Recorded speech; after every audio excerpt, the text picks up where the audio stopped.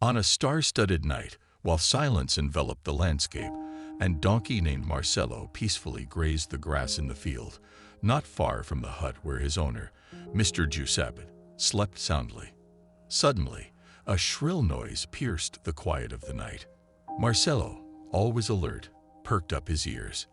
From the darkness emerged a menacing figure with eyes reflecting malice. Before Marcello could emit a warning sound, the man swiftly applied a muzzle, stifling any attempt to call for help. In an instant, the faithful donkey was brutally taken away from his home. The man dragged Marcello to a desolate place, a wide expanse of barren land where the very air seemed imbued with poison.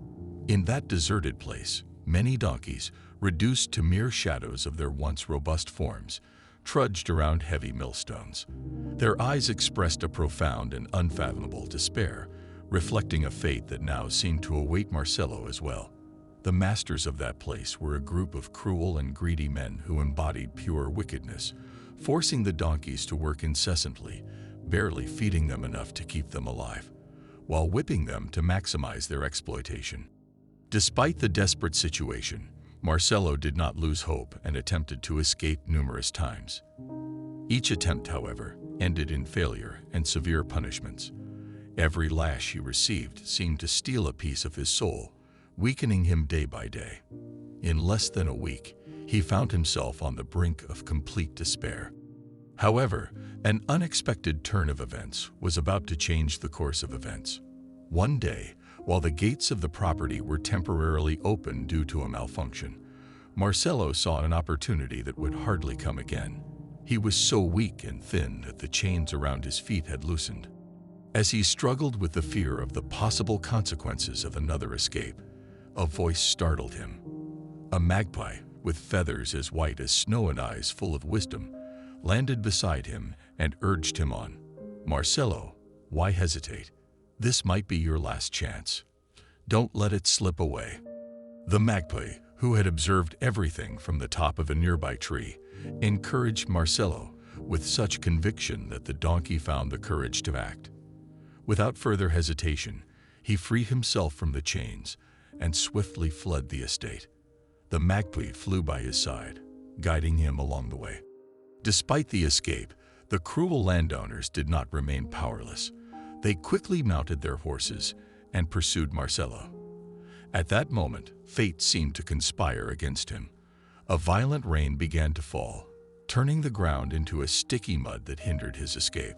Marcello, already weakened by malnutrition and exertion, struggled to maintain balance, stumbling over logs and stones.